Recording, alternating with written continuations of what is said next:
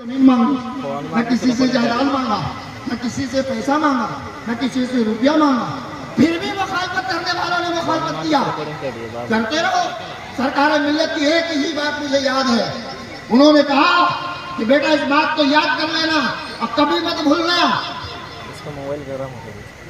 کہ اگر ساری دنیا تجھ سے ناراض ہو جائے اور رب راضی رہے تو دنیا کو ناراض ہونے دینا۔ ساری دنیا تمہارے مخالف ہو جائے، سارے لوگ تمہاری مخالفت کرے، سارے لوگ تم پر دشمنی کرنے لگے، اگر تمہارا رب تم پر مہربان ہے تو ہونے دو دنیا کو ناراض کرنے والا۔ یہی عقیدہ تھا ان کا عقیدہ یہی تھا کہ اگر رب مجھ سے راضی ہوگا تم ناراض ہو جاؤ، میرا کچھ نہ بگڑے گا۔ اب دنیا آج دیکھ رہی ہے کہ سرکار ملت کے حامی کوئی نہیں ہے، سرکار ملت کی طرف سے منقبت پڑھنے والا کوئی نہیں ہے، سرکار ملت کی کرامتوں کو بیان کرنے والا کوئی نہیں ہے، سرکار ملت کی حیات زندگی کو بیان کرنے والا کوئی نہیں ہے، لیکن بیان کرنے والا اسٹیج پر آتا ہے، سننے والا سرکار ملت کا سب مرید بیٹھا ہوتا ہے۔ نعرہ تکبیر، نعرہ رسالت، اولاد غوث اعظم، نعرہ تکبیر۔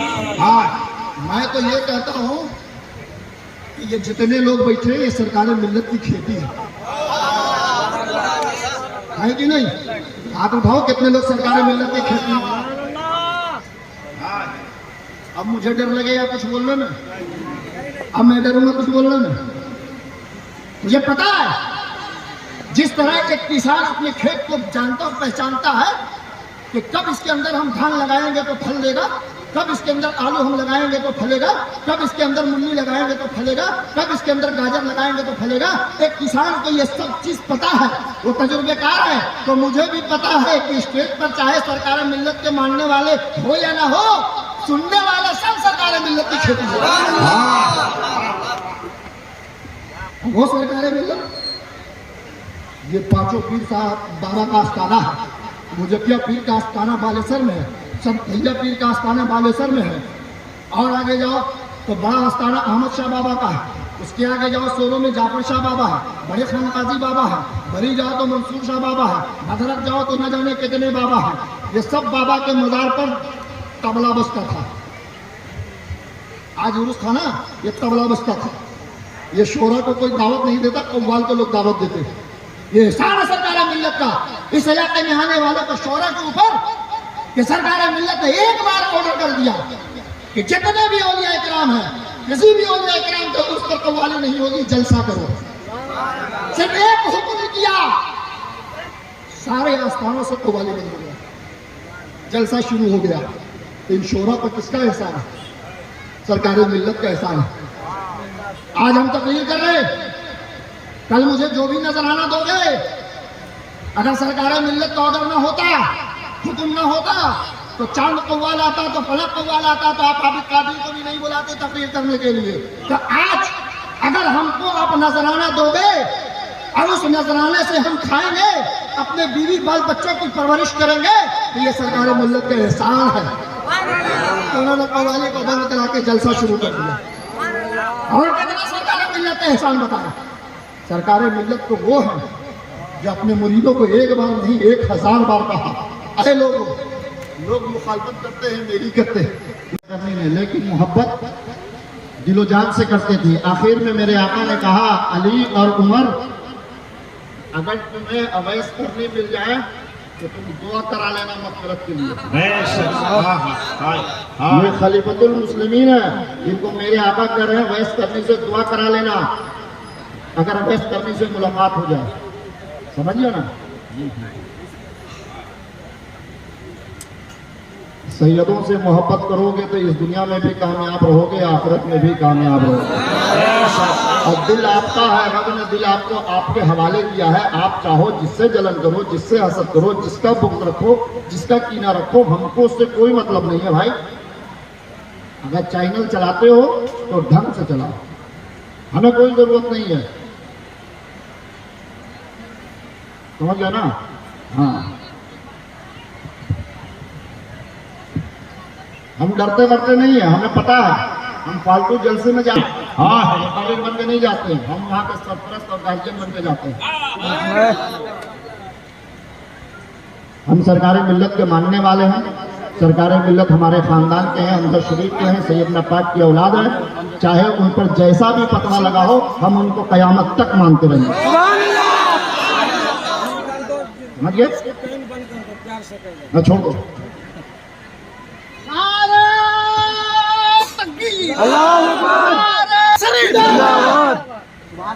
نعرہ تکبیر، نعرہ رسالت، اولاد غوث اعظم، اولاد سیدنا الحمد لله نحمده ونستعينه ونستغفره ونؤمن به ونتوكل عليه ونعوذ بالله من شرور انفسنا ومن سيئات اعمالنا من يهده الله فلا مضل له ومن يضلل فلا هادي له ونشهد ان لا اله الا الله وحده لا شريك له ونشهد ان محمدا عبده ورسوله فاعوذ بالله من الشيطان الرجيم بسم الله الرحمن الرحيم الا بذكر الله تطمئن القلوب صدق الله مولانا العظيم وصدق رسوله النبي الامين الكريم ونحن على ذلك لمن الشاهدين والشاكرين والحمد لله رب العالمين اما بعد۔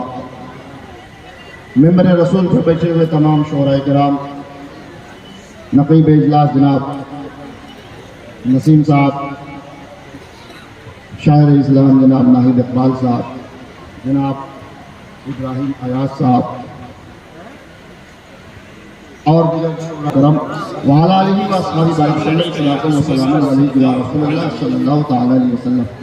یہ بقیہ جو 2-3 چینل والے ہیں، آپ سے میری گزارش ہے کہ میں نے یہ جو بات بولی ہے اس کو آپ یوٹیوب پر مت ڈالیں گے، ہے نا، یہ نا کہ آپ اس کو ہیڈنگ بنا کے، ہے نا، کہ فلاں چینل والا وہ فلاں حضرت نے ایسا، ہمارا کام ہے نصیحت کرنا، ہے نا، تو یہ چیز آپ لوگ کوئی بھی جتنے لوگ بھی ریکارڈنگ کر رہے ہیں، کیونکہ ان سے میری ملاقات جلد سے ہی ہو سکتی ہے، ایسے تو ہوگی نہیں، اور ہم تو ایسے بھی اصلاح کرنے کے لیے اس اڑیسہ میں سب سے بڑی کمیٹی بھجکیا پیر صالح بابا کی کمیٹی، اس کے کئی ممبران یہاں پر بیٹھے ہوئے ہیں، ہے نا، میں نے اس کمیٹی کو، آپ اتنا مجمع سے بھی زیادہ مجمع تھا، کمیٹی والوں کو وہاں بھی ڈاٹا تھا، ہے نا، تو آپ حضرات سے میری گزارش ہے کہ اس چیز کو آپ چینل پر نہیں ڈالیں گے، اور اگر ڈال دیں گے تو ہم آپ کے گھر پر بھی آ جائیں گے۔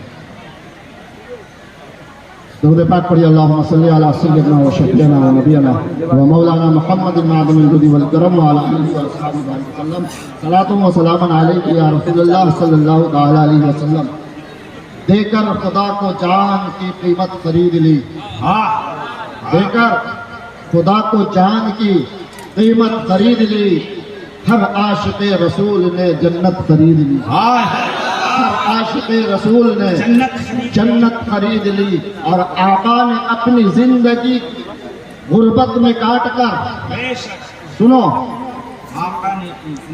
یہ آقا تمہارے نبی ہیں اور میرے جد اعلیٰ ہیں، ہے نا، یہ آپ کے لیے میرے نبی کو کہ کوسوں دور غربت بھٹک نہیں سکتی تھی، میرے نبی کے کوسوں دور تک غربت بھٹک نہیں سکتی تھی، لیکن میرے مصطفیٰ نے زندگی میں غربت اس لیے گزاری، اپنے زندگی میں غربت کو اپنے پاس اس لیے رکھا کہ میرے مصطفیٰ کو پتا تھا کہ اگر غربت میرے قریب نہ ہوگی تو میرا امتی پھر ہم پر انگلی اٹھا دے گا، ہے نا، اس لیے میرے رسول کو پتا تھا کہ میرا امتی غریب ہے، کوئی ایک وقت کھانا کھائے گا، کوئی 2 وقت کھانا کھائے گا، کوئی ایک دن بھوکا رہ جائے گا، ہے نا، تو شاعر نے یہی کہا، آقا نے اپنی زندگی غربت میں کاٹ کر دنیا کے ہر غریب کی غربت خرید لی، دنیا کے ہر غریب کی غربت خرید لی، اور جس نے نبی کی یاد کو دل میں بسا لیا،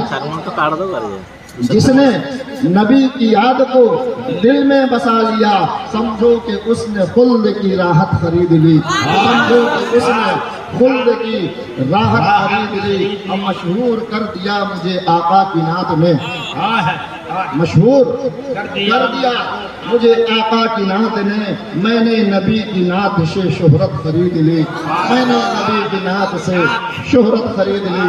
معزز سامعین کرام، یہ 5 پیر بابا کا احسان کرم ہے، اور تمام اس اطراف و اطراف کے اولیاء کرام پر ہم پر احسان ہے کہ انہوں نے اس ناچیز کو چن لیا ہے اپنے عرس کے لیے. آج میں صبح اس جگہ پر گیا جہاں سرکار ملت کی کرامت ابھی بھی موجود ہے نا. وہاں سے بھی دعوت آئی تھی تو آج میں صبح گیا 10 بجے سلطان شاہ بابا امردہ ہے نا. امردہ اس جگہ کا نام ہے لیکن جہاں پر ان کا آستانہ ہے اس کو لوگوں نے بتایا کہ شاید کانپور اس محلے کا نام ہے, چاسی پاڑا. میں نے بھی سنا تھا کہ ایک بزرگ کی وہاں پر مزار تھی ہے نا. اس جگہ اس علاقے کے لوگ سرکار ملت کے پاس گئے اور کہا کہ سرکار کے بزرگ کی یہاں مزار تھی لیکن وہ مزار چھپ گئی ہے. وہ مزار چھپ گئی ہے لوگوں کے آنے جانے کی وجہ کر یا لوگ نہ آتے تھے اس وجہ کر اب ایک میدان ہے, پتہ نہیں وہ بزرگ کی مزار کہاں پر ہے. ہم لوگ یہ چاہتے ہیں کہ وہ بزرگ کی مزار نمودار ہو جائے, نظر ہو جائے تاکہ ان کے آستانے پر ہم لوگ غسل بھی کریں, چادر پوشی بھی کریں, ان کا عرس بھی کریں. سرکار ملت نے کہا کہ جب غوث پاک کا حکم ہو جائے گا, آرڈر ہو جائے گا تو ہم تم لوگوں کو بلا لیں گے. آج چلے جاؤ, آج چلے جاؤ. جب غوث اعظم کا آرڈر ہو جائے گا ہم بلا لیں گے, حکم ہو جائے گا بلا لیں گے. چند دنوں کے بعد سرکار ملت نے وہاں کے لوگوں کو خبر کیا کہ آج میں آ رہا ہوں اس علاقے میں, آج میں آ رہا ہوں اس علاقے میں. سرکار ملت کے ساتھ 5-7 آدمی اس علاقے میں پہنچے اور ایک چٹیل میدان تھا. سرکار ملت اپنے ساتھ ایک چادر لے کر گئے تھے اور پورے علاقے کا چکر لگانے کے بعد سرکار ملت نے ایک جگہ اپنی چادر کو بچھا دیا اور کہا کہ اسی کے نیچے وہ بزرگ جن کا نام سلطان شاہ بابا ہے ان کی مزار یہیں پر ہے. سبحان اللہ, سبحان اللہ. نعرہ تکبیر, نعرہ رسالت, کرامت سرکار ملت, اولاد غوث اعظم, نعرہ تکبیر. چادر زمین پر سرکار ملت نے بچھا دیا اور کہا کہ سلطان شاہ بابا کی مزار یہیں پر ہے, اب اس کی کھدائی کرو. 10 فٹ لمبا گڈھا کھودا گیا, 10 فٹ چوڑا, 10 فٹ لمبا اور 8 فٹ گہرا گڈھا کھودا گیا. جب 8 فٹ گہرا گڈھا کھودا گیا تو ایک بنی بنائی مزار اس 8 فٹ گڈھے کے اندر نمودار ہوئی. میں نے یہ یہاں کے لوگوں سے یہ واقعہ کو سنا تھا, یہاں کے لوگ یہ واقعہ بیان کرتے تھے. لیکن آج جب میں اس گاؤں میں گیا تو وہاں مجھے پتا چلا کہ اس مزار کی دیکھ ریکھ تو غیر مسلم کرتے ہیں. سرکار ملت نے سلطان شاہ بابا کی مزار کی دیکھ ریکھ کے لیے 2 غیر مسلموں کو حوالے کر دیا, ذمہ کر دیا کہ یہ بابا کی دیکھ ریکھ تم کو کرنا ہے, کیونکہ یہاں پر مسلمانوں کی آبادی نہیں ہے. میں انہی غیر مسلموں میں سے جن کی عمر 70 سال کے بھی پار ہوگی ان لوگوں کو میں نے بلایا اور بلا کر کہا کہ کیا یہ سچا ہے, کیا یہ سچ ہے کہ سرکار ملت یہاں آئے تھے اور ایک چادر بچھا دیا اور گڈھا کھودنے کے بعد مزار نکلے. ان لوگوں نے کہا ہم لوگ گواہ ہیں, ہم لوگ گواہ ہیں, اس بات کے شاہد ہیں کہ میری نظروں کے سامنے سرکار نے چادر بچھایا اور 10 فٹ لمبا گڈھا کھدوایا اور 8 فٹ گہرا گڈھا کھدوایا تو اس کے اندر سے ایک بنی بنائی مزار نمودار ہوئی. نعرہ تکبیر, نعرہ رسالت, غوث کا دامن, حضور مجاہد. میں نے پوچھا کہ یہاں جس وقت مزار نکل رہی تھی, کھدائی کیا جا رہا تھا, کتنے لوگ تھے؟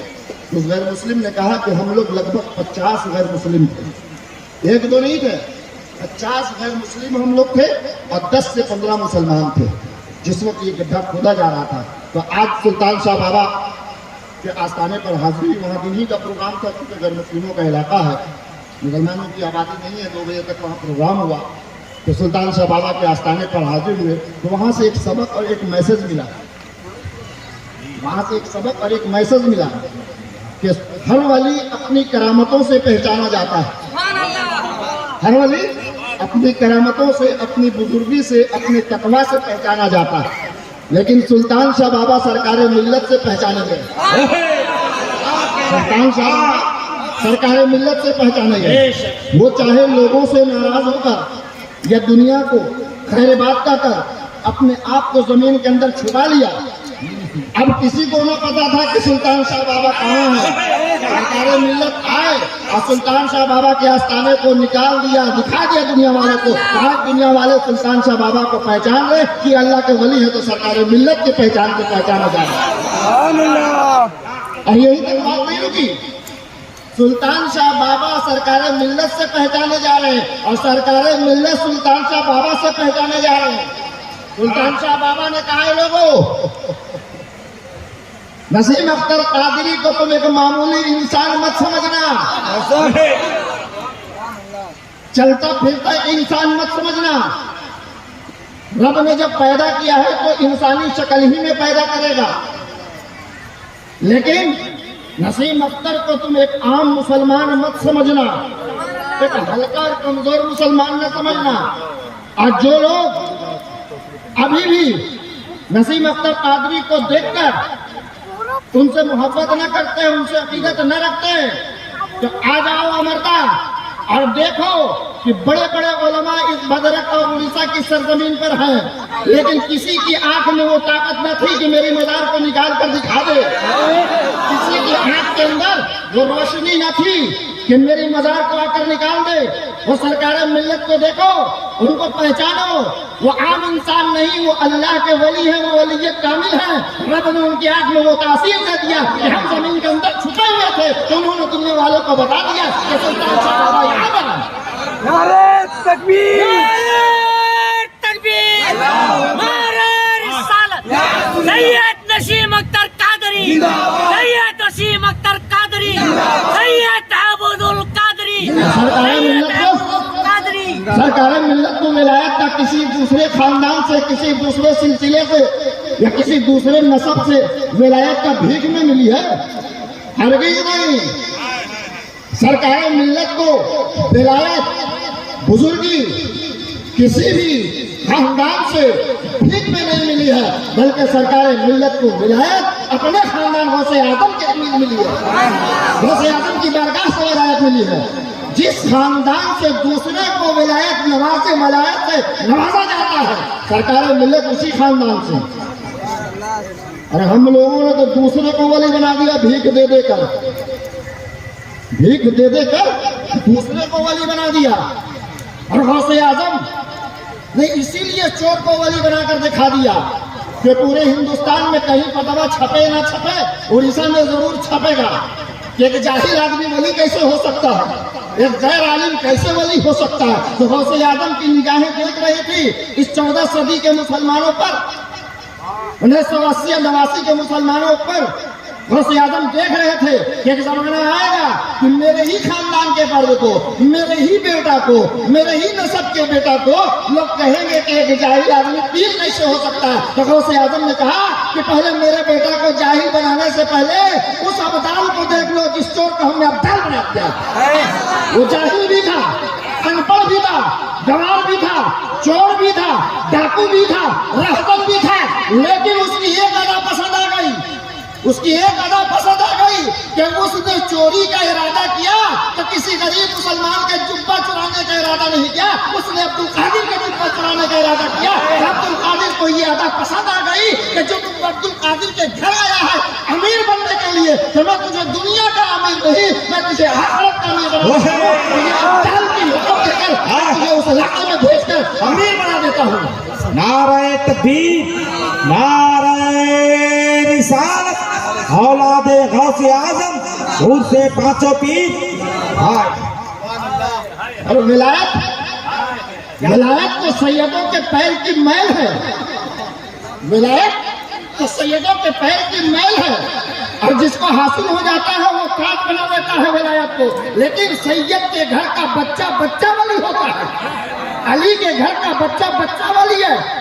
अब वली होने के लिए करामत दिखाने की जरूरत नहीं है, अब वली होने के लिए बस इतने काफी है कि मेरे जिस्म के अंदर जो खून दौड़ रहा है वो गौसे आजम का दौड़ रहा है। वली होने की यही बहुत बड़ी सनत है कि सरकार मिल्लत के जिस्म के अंदर जो खून दौड़ रहा है वो रसूल पाक का खून दौड़ रहा है, मौला अली का खून दौड़ रहा है, सैयदना पाक का खून दौड़ रहा है। यही वली की सनत है। नारे तकबीर, नारे रिसालत। दरबारे नसीम से अमन का कानून मिलता है اور نام ماما جان سے دل کو سکون ملتا ہے، اور ہم تو اس پیر کے مرید ہیں اے لوگوں جس پیر کا محمد سے خون ملتا ہے۔ کتنا ظلم کرو گے سیدوں پر، کتنا ظلم کرو گے سیدوں پر؟ کیا بگاڑا تھا مولا علی نے لوگوں کا؟ کیا بگاڑا تھا؟ ابھی میں ایک تقریر سن رہا تھا یوٹیوب پر، ایک مولانا صاحب کہہ رہے تھے کہ لوگ اتنا علی علی کر رہے ہیں کہ رافضیت کو بڑھاوا مل رہا ہے۔ ارے مولانا صاحب آپ تقریر کر رہے ہیں کہ لوگ علی علی اتنا کر رہے ہیں کہ رافضیت کو بڑھاوا مل رہا ہے، ہمیں تو لگتا ہے کہ آپ کے دل میں سیدوں کا بغض بھرا ہوا ہے، ہمیں تو لگتا ہے کہ آپ کے دل میں سیدوں کا بغض لگا ہوا ہے، اور جس مسند پر بیٹھے ہوئے ہیں اور جس اسٹیج پر بیٹھے ہوئے ہیں اور عوام کے سامنے جو آپ تقریر کر رہے ہیں اور جو اپنے سینے کے اندر سے علم منہ کے ذریعے نکال رہے ہیں، یہ علم مولا علی کا احسان ہے کہ آپ کو مل گیا۔ اب آپ یہ کہتے ہیں کہ علی علی کرنے سے رافضیت کو بڑھاوا ہو رہا ہے، ہم کریں گے علی علی، ہم کریں گے علی علی۔ امام شافعی نے کہا کہ اگر علی علی کرنے سے رافضیت کا سند ملتا ہے تو امام شافعی رافضی بننے کے لیے تیار ہے، امام شافعی رافضی بننے کے لیے تیار ہے۔ ارے میرے خاندان میں اتنی کرامتیں موجود ہیں، ہم کیوں دوسرے کا ذکر کرنے جائیں؟ آپ کے گھر میں بچہ پیدا ہوتا ہے نا، آپ کے گھر میں بچہ پیدا ہوتا ہے، آپ کے بیوی کو بچہ تولد ہوتا ہے، آپ کی بہنوں کو بچہ تولد ہوتا ہے، آپ کے گھر کی عورتوں کو بچہ تولد ہوتا ہے۔ ہمارے اور آپ کے گھر کا دستور کیا ہے؟ کیا دستور ہے؟ ہمارے اور آپ کے گھر کا دستور یہ ہے کہ جب ہمارے گھر میں کسی عورت کو بچہ تولد ہونے والا ہوتا ہے، وقت بالکل قریب ہوتا ہے، درد میں اضافہ ہو جاتا ہے، درد سے بڑھ جاتا ہے، عورتوں کو پتہ چل جاتا ہے کہ اب بچہ پیدا ہونے والا ہے، تو ہمارے اور آپ کے گھر میں 10 اگر روم بھی بنا ہوا ہے، 5 روم بھی بنا ہوا ہے، تو ایک کمرہ فکس کر دیا جاتا ہے کہ جتنے بھی گھر کی عورتوں کو بچہ تولد ہوگا اسی روم کے اندر ہوگا، اسی کمرے میں ہوگا۔ گھر کی عورتیں اس کمرے میں اس عورت کو لے جاتی ہیں، اس کمرے سے قرآن شریف ہٹا دیا جاتا ہے، جانماز ہٹا دیا جاتا ہے، حدیث کی کتابیں ہٹا دی جاتی ہیں، حتیٰ کہ اردو کی بھی کوئی کتابیں ہوتی ہیں تو ہٹا دی جاتی ہیں۔ کیوں؟ اس لیے کہ اس گھر میں عورت بچہ پیدا کرے گی۔ کتنا احتیاط برتا جاتا ہے کہ گھر کے اندر جس گھر میں عورت بچہ پیدا کرے اس میں قرآن شریف نہ رکھا جائے، اس میں جانماز نہ ہو، اس میں حدیث کی کتابیں نہ ہو، اس میں اردو کی کتابیں نہ ہو۔ یہ ہمارے اور آپ کے گھر کا دستور ہے۔ فرق دیکھنا ہو دیکھو فرق، کہ تمہارے گھر کا دستور یہ ہے کہ جب بچہ پیدا ہونے کا وقت تو ساری کتابوں کو نکال دیا گیا، اور علی ماں کے شکم میں ہے، وقت پورا ہو گیا، علی ماں کے شکم میں ہے، وقت پورا ہو گیا، علی دنیا پر آنے کے لیے تیار ہے، ماں علی کو پیدا کرنے والی ہے، ماں ہے کہاں؟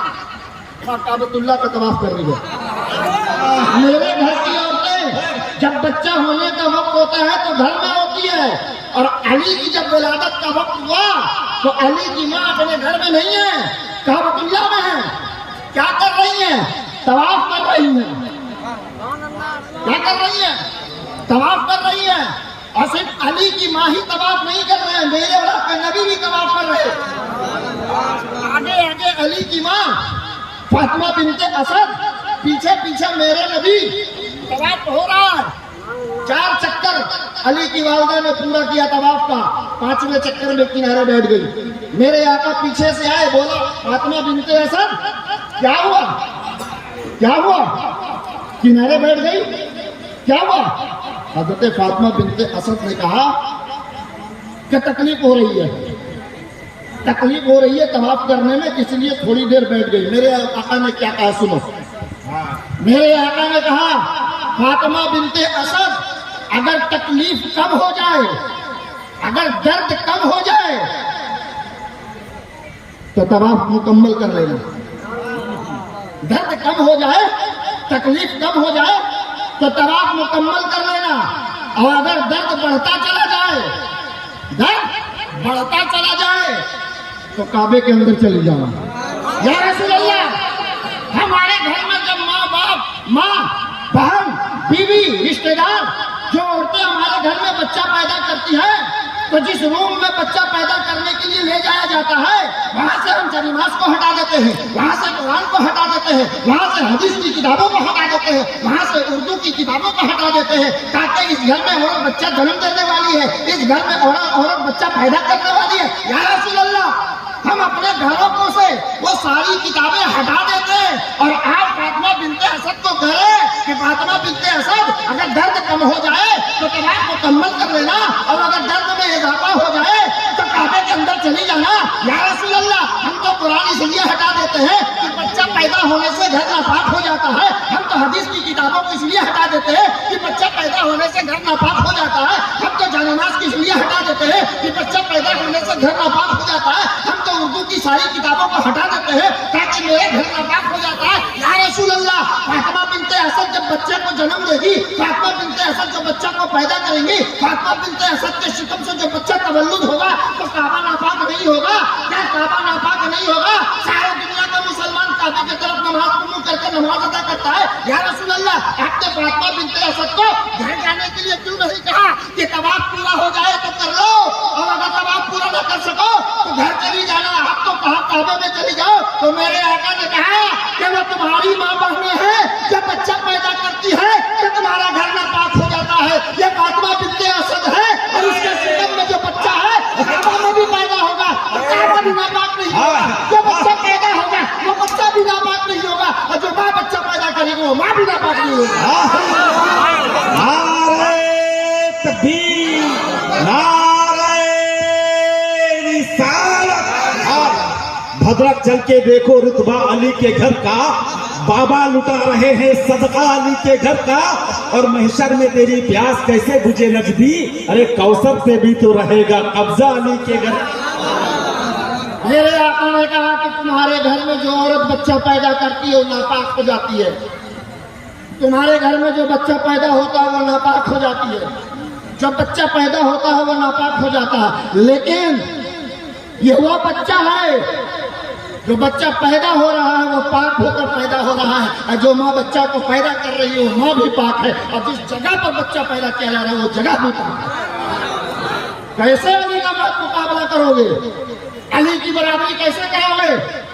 سنو، ارادہ تو کچھ اور تھا بولنے کا، سوچ کر تو کچھ اور آئے تھے۔ نقیب اجلاس کی فرمائش تھی کہ سرکار ملت کے اوپر آپ کو بھرپور بولنا ہے، تو سرکار ملت کے اوپر بولو یا مولا علی پر بولو، بات برابر ہے۔ آپ کا تذکرہ کرو یا بیٹا کا تذکرہ کرو، بات برابر ہے۔ نبی کے معجزات کو بیان کرو یا علی کی کرامتوں کو بیان کرو، بات برابر ہے۔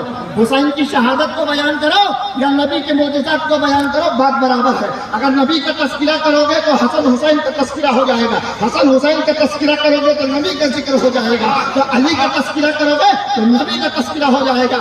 علی کی بات چلی ہے کائنات میں کوئی مرد قیامت تک پیدا نہیں ہوگا۔ حضرت عبداللہ ابن عباس رضی اللہ تعالیٰ عنہ کعبہ کے بغل میں بیٹھے ہوئے، کعبہ شریف کے بغل میں حضرت عبداللہ ابن عباس بیٹھے ہوئے۔ ایک تاجر آنے والا ہے ملک شام سے، ایک تاجر آنے والا ہے ملک شام سے۔ حضرت عبداللہ ابن عباس کعبے کی سرحد پر بیٹھ کر اس تاجر کا انتظار کر رہے ہیں۔ تاجر چند گھنٹوں میں آ گیا۔ حضرت عبداللہ ابن عباس اور وہ تاجر، حضرت عبداللہ ابن عباس ابھی ایمان نہیں لائے ہیں، حضرت عبداللہ ابن عباس ابھی ایمان نہیں لائے ہیں، ابھی حالت کفر میں ہے، لیکن کعبے کے بغل میں بیٹھے ہوئے ہیں۔ کعبہ ایک طرح سے تفریح گاہ بنا ہوا تھا اس زمانے میں، لوگ کہیں سے گھوم کے آتے تھے، وہیں بیٹھتے تھے، گپ شپ کرتے تھے، پھر چلے جاتے تھے، تجارت کی باتیں کرتے تھے، چلے جاتے تھے۔ حضرت عبداللہ ابن عباس بیٹھے ہوئے ہیں، شام سے تاجر آیا، دونوں بیٹھے گپ کر رہے ہیں، تجارت کی باتیں ہو رہی ہیں۔ اچانک ایک عورت آتی ہے، اچانک ایک عورت آتی ہے، کعبے کے سامنے کھڑی ہو کر، نہیں، عورت سے پہلے ایک نوجوان آتا ہے، نوجوان آتا ہے، کعبے کے سامنے ہاتھ اٹھا کر باندھ لیتا ہے۔ تھوڑی دیر کے بعد ایک عورت آتی ہے، پیچھے کھڑی ہو جاتی ہے، نیت باندھ کر نماز کی حالت میں ہو جاتی ہے۔ تھوڑی دیر کے بعد ایک بچہ آتا ہے، وہ بھی نیت باندھ کر پیچھے کھڑا ہو جاتا ہے۔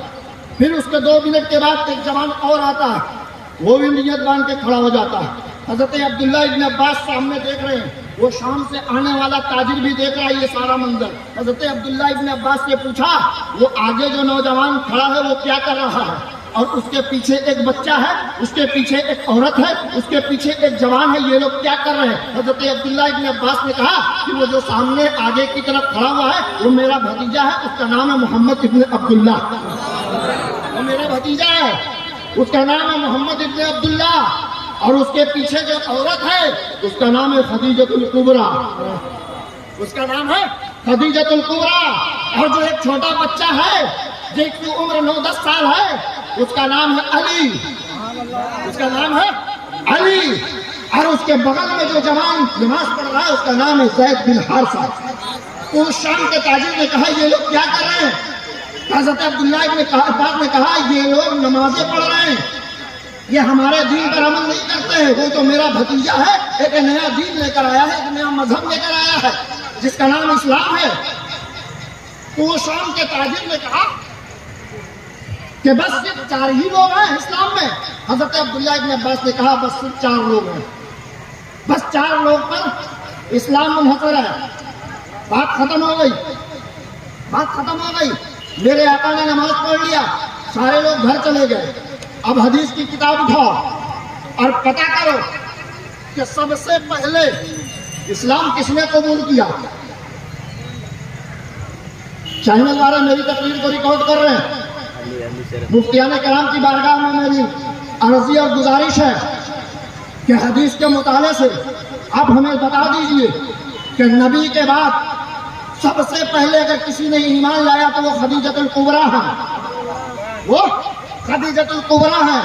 اور خدیجۃ الکبریٰ کے بعد اگر کسی نے سب سے پہلے ایمان لایا تو وہ حضرت علی ہے, وہ حضرت علی ہے. اور حضرت علی کے بعد کسی نے ایمان لایا تو وہ زید بن حارثہ ہے. یہ 4 لوگ ایمان لائے.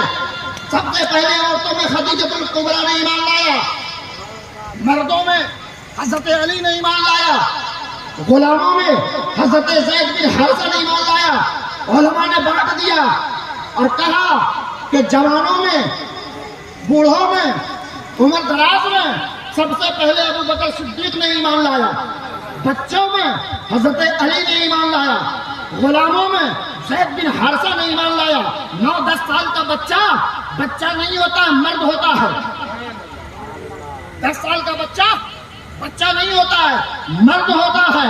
اور جب بچہ مرد ماں کی پیٹ سے بن کر پیدا ہوتا ہے تو اس کو مرد ہی کہا جاتا ہے, اس کو بیٹا ہی کہا جاتا ہے. آپ کے گھر میں جب بچہ پیدا ہوتا ہے تو لوگ آپ سے سوال کرتے ہیں کیا گھر میں بچہ پیدا ہوا؟ آپ بولتے ہیں بیٹا پیدا ہوا. آپ کیا بولتے ہیں؟ بیٹا پیدا ہوا. کیا بولتے ہیں؟ بیٹی پیدا ہوئی. یہی تو بولتے ہیں. تو بیٹا کا مطلب مرد, بیٹی کا مطلب عورت. تو اب سب سے پہلے 10 سال کی عمر میں اگر کسی مرد نے ایمان لایا تو وہ میرے علی ہیں. سب سے پہلے اگر مردوں میں کسی نے سب سے پہلے نماز پڑھا وہ علی ہے. جنگ خیبر بڑے بڑے صحابہ سے پتہ نہ ہوا, جنگ خیبر بڑے بڑے صحابہ سے پتہ نہیں ہوا. میرے علی 19 سال کی عمر میں ہیں اور سارے صحابہ ہیں, عمر بھی ہیں, ابو بکر بھی ہیں, عثمان بھی ہیں, سارے صحابہ ہیں. جو جا رہے واپس ہو کر لوٹ رہے, جو جا رہے ناکام ہو کر لوٹ رہے. میرے آقا نے دیکھا صبح سے شام تک خیبر پتہ نہیں ہوا. سارے صحابہ گئے واپس آ گئے, عمر گئے واپس آ گئے, عثمان گئے واپس آ گئے, ابو بکر گئے واپس آ گئے, جتنے اسلام کے مجاہدین تھے گئے واپس آ گئے. میرے آقا نے کہا کہ کل صبح کی نماز کے بعد ہم جس شخص کے ہاتھ میں جھنڈا دیں گے خبر اس کے ہاتھ میں. کیا آقا کہہ رہے ہیں کہ میں کل صبح جس کے ہاتھ میں جھنڈا دوں گا اس کے ہاتھوں خیبر پتہ ہوگا. اب رات کو نیند نہیں آ رہی ہے کسی کو. عمر کہتے ہیں کہ آج تک زندگی بھر مجھے کبھی بھی لالچ کسی عہدہ کا نہیں ہوا. حضرت عمر کہتے ہیں کہ زندگی بھر کبھی بھی مجھے لالچ نہیں ہوا کہ ہمیں یہ پوسٹ مل جائے, ہمیں یہ عہدہ مل جائے. لیکن جس دن آقا نے کہا کہ کل صبح ہم اس شخص کے ہاتھ میں جھنڈا دیں گے جس کے ہاتھوں خیبر پتہ ہوگا, اس دن رات میں مجھے بھی نیند نہیں آئی اور میں سوچ کر کروٹ بدل رہا تھا کہ کاش کہ کل صبح عمر کے ہاتھ میں میرے مصطفیٰ جھنڈا دے دیتے. عمر نے کہا کہ پہلی بار میں نے خواہش کی تھی کہ صبح میں میرے ہاتھ میں جھنڈا آقا دے دیتے تاکہ خیبر میرے ہاتھوں فتح ہوتا. سارے صحابہ کروٹ بدل رہے, سارے صحابہ کروٹ بدل رہے, سب یہ سوچ رہے ہیں ہمیں جھنڈا مل جائے, سب سوچ رہے ہیں ہمیں جھنڈا مل جائے. لیکن جب صبح کی اذان ہوئی, نماز سے فارغ ہوئے میرے آقا, کہا کہ علی کہاں ہے, علی کہاں ہے؟ لوگوں نے کہا علی کی آنکھ میں درد ہے, وہ وہاں کنارے بیٹھے ہوئے. کہا بلاؤ, دیکھو آقا کی محبت علی سے. لوگوں نے کہا کہ علی بیمار ہے, علی کی آنکھ میں درد ہے, علی کی آنکھ میں مرض ہو گیا ہے. تو میرے آقا چاہتے تو چھوڑ دیتے کہ علی بیمار ہے, علی کی آنکھ میں تکلیف ہے, ابو بکر کو جھنڈا دے دیتے, عثمان کو جھنڈا دے دیتے, عمر کو جھنڈا دے دیتے, اور نہ جانے کتنے صحابہ تھے کسی کو جھنڈا دے دیتے. لیکن کہا بلا علی کو. علی آئے, میرے آقا نے اپنا منہ سے تھوک مبارک نکالا اور علی کی آنکھوں پر لگا دیا. پوچھا علی آپ کا درد کیسا ہے؟ میرے علی نے کہا آقا آپ کے منہ کا لباب دہن لگ جائے علی کی آنکھ پر اور پھر علی کی آنکھ میں بیماری رہ جائے. آپ کا لباب دہن لگا, علی کی آنکھ کی بیماری ختم. میرے آقا نے جھنڈا اٹھایا اور علی کے ہاتھ میں دیا, علی لو چلے جاؤ خیبر کی طرف, چلے جاؤ خیبر کی طرف. اور خیبر میں جو مخالفین تھے وہ ٹاپ کلاس کا جنگجو تھا. کہتے ہیں آپ کے علاقے میں کوئی بہت بہترین پہلوان ہوتا ہے تو آپ بولتے ہیں اس کو کون پٹکے گا, وہ تو آج تک کسی سے نہیں پٹکانا ہے.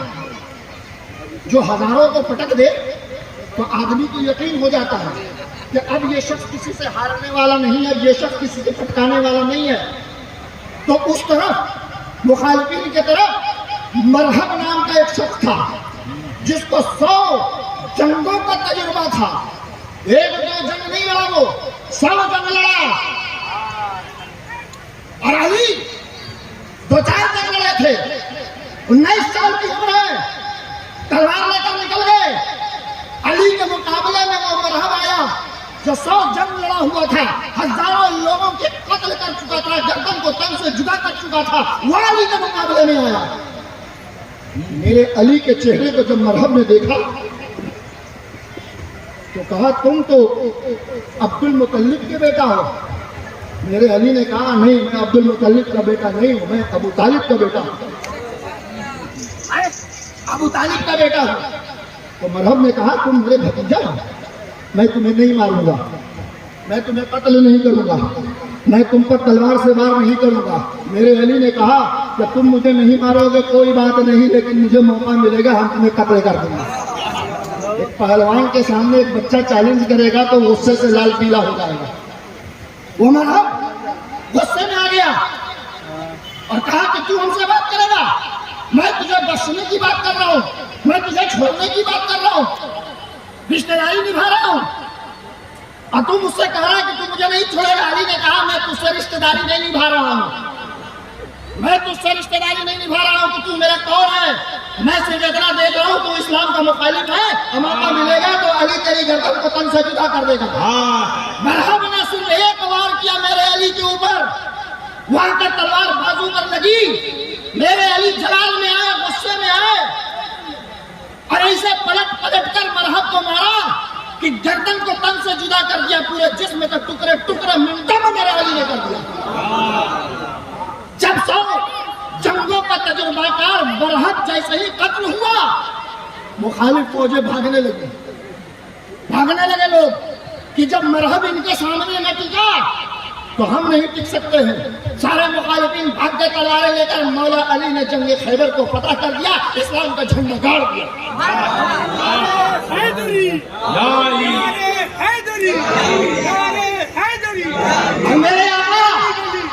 میرے آقا علی کی تلوار کو دیکھ رہے تھے کہ کیسے علی تلوار چلا رہے ہیں. جب خیبر میں جھنڈا گاڑ کر علی واپس آئے, میرے مصطفیٰ کھڑے ہو کر علی کو سینے سے لگایا اور کہا کہ تم حیدر کرار ہو. یہ جنگ خیبر میں میرے علی کو میرے مصطفیٰ نے لقب دیا کہ تم حیدر کرار ہو, یعنی کہ کے دشمن کو پلٹ پلٹ کے مارنے والے کو حیدر کرار کہتے ہیں. میں نے صرف ایک بار کیا اور میرے علی نے سب پلٹ پلٹ کر مارا تو اس کو واسطے میں جہنم پہنچا کر خیبر کو فتح کر کے واپس آئے اور میرے آقا نے سینے سے علی کو لگایا. میرے علی کا کوئی بات نہیں کرے گا. ابو بکر صدیق رضی اللہ تعالیٰ عنہ خلیفۃ المسلمین ہے, اول خلیفہ ہے. کون نہیں مانتا کہ ابو بکر صدیق اول خلیفہ نہیں ہے؟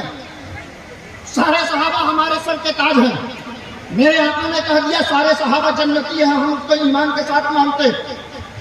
اور حضرت ابو بکر صدیق کا جو مرتبہ ہے وہ خلافت کے معاملے میں آپ کا مرتبہ علی سے زیادہ ہے.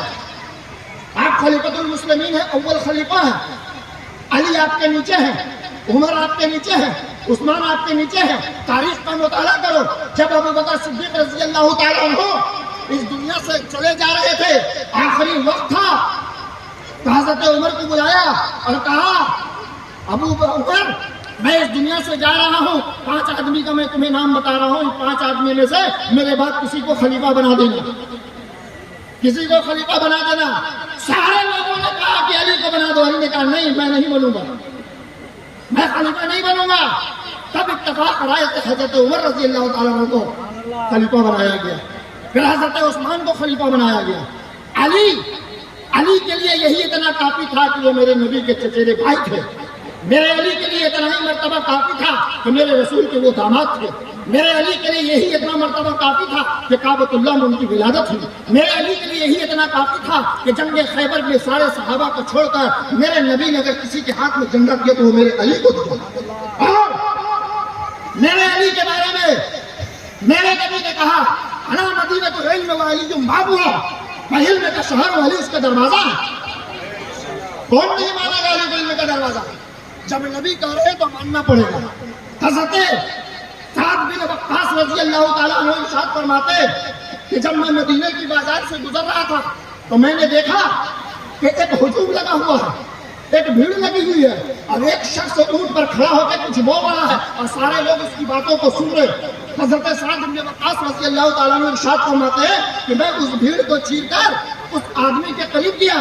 جب اس کی باتوں کو میں سنا تو وہ میرے علی کو گالیاں دے رہا تھا, وہ میرے علی کو برا بھلا بول رہا تھا. حضرت سعد بن وقاص رضی اللہ تعالیٰ عنہ اس شخص سے مخاطب ہوئے اور کہا تم کس کو گالی دے رہے ہو؟ وہ نبی کے داماد ہے جس کو تم گالی دے رہے ہو. تم کس کو گالی دے رہے ہو؟ ایمان لانے والا سب سے پہلا شخص وہ ہے جس کو تم گالی دے رہے ہو. تم کس کو گالی دے رہے ہو؟ اس دنیا پہ سب سے پہلے امتی میں نماز پڑھنے والا وہ شخص ہے. تم اس کو گالی دے رہے ہو جو فاطمہ کا سرتاج, فاطمہ کا شوہر ہے. تم اس کو برا بھلا کر رہے ہو جو حسن اور حسین کا باپ ہے. حضرت سعد بن وقاص نے سارے مراتب چڑھا دیے کہ تم کس کو گالی دے رہا ہو, ان کا یہ مرتبہ ہے. لیکن وہ شخص نہ مانا. حضرت سعد بن وقاص کہتے ہیں کہ میں اپنے گھر چلا گیا. گھر ابھی پہنچا تھا کہ ایک آدمی نے آ کے مجھ کو خبر دیا اور کہا کہ جو شخص علی کو گالیاں دے رہا تھا اس کا اونٹ بھدک گیا, اس کا اونٹ اچھلنے لگا اور وہ شخص اونٹ پر سے گرا اور مر گیا. یہ حدیث بیان کر رہا ہوں, کوئی قصہ کتاب کے کہانی کی کتاب سے یہ واقعہ نہیں بیان کر رہا ہوں. انہیں کی اولاد سرکار ملت ہے, انہیں کی اولاد غوث اعظم ہے, انہیں کی اولاد حسن و حسین ہے. لوگوں نے کتنا ظلم کیا ہے پتہ ہے؟ امام حسن کو لوگوں نے ظلم کیا, زہر دے کر, 12 زہر دے کر حسن کو. کربلا میں تلوار کے ساتھ حسین کو مارا, اکبر کو تیر سے مارا, اصغر کو تیر سے مارا, چلو سب کو مار دیا. غوث اعظم کے خلاف لوگوں نے آوازیں اٹھائی, غوث اعظم کے خلاف لوگوں نے نعرہ بلند کیا. اور جب